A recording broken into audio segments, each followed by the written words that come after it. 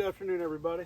Today we are going to be servicing the GatorTail GTR XD. It's a 37 horsepower Briggs & Stratton surface drive, and I'm going to explain to you and give you instructions on how to properly change the oil and the filter in your motor for years of long use. You ready? Let's go. The items we will be using today to perform an oil change is 3 quarts of 1550 full synthetic. Read the manufacturer's manual, all depending on where you live and the cold temperatures. Up in the northern states, you could run a thinner oil, but down here in the south, this is what they recommend.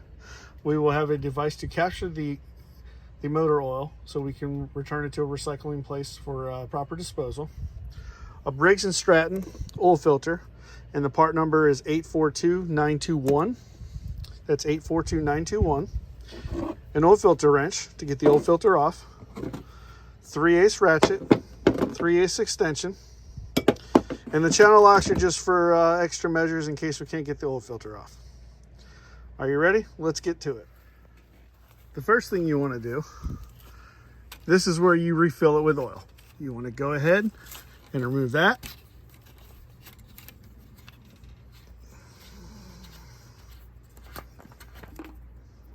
And set it off to the side. The next thing you want to remove is the oil dipstick. And set it to the side. Next step, place your oil container on the ground where you're going to be draining your oil to.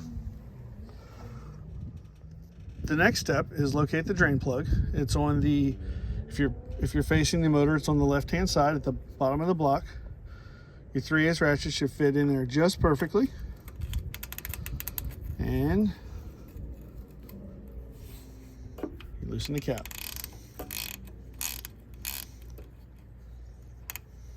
Start by draining the oil after we remove the cap. Drain all the oil out.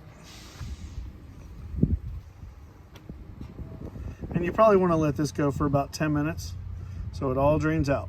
The next step would be to loosen the oil filter and remove it.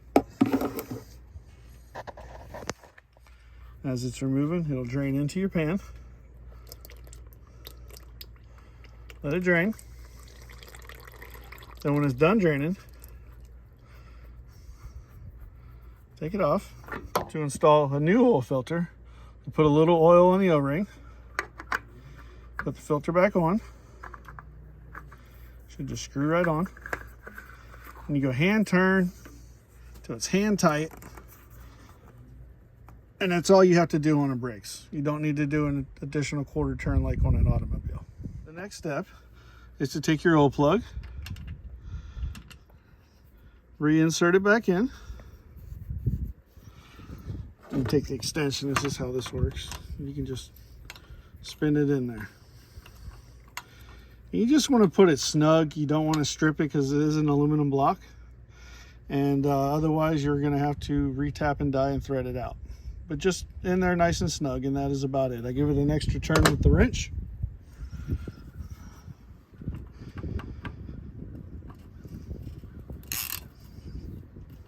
And that's it.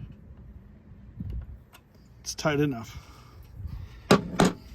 The next item you're going to need is a funnel. I did not have this at the list at the beginning, but you will need a funnel, and you insert the funnel into the oil fill up.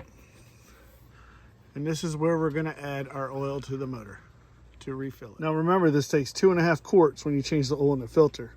So let's add the first quart. Let's go with the second quart. On the side of the jug, it's got your measurements. Up to 32, 20, 14. So it's going to be right there. Have 1/2 of this quart. I usually pour a little bit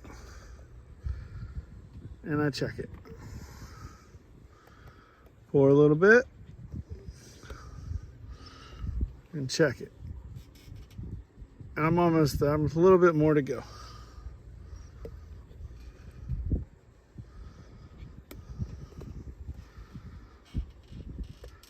Not quite, just a couple more ounces, just a little bit more.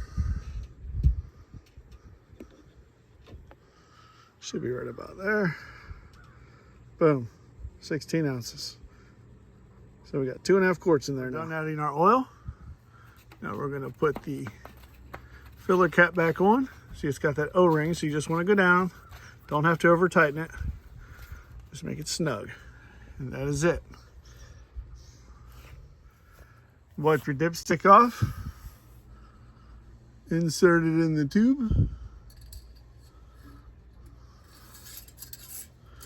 All the way down. Pull it out. Check your oil level. It should be, she's full.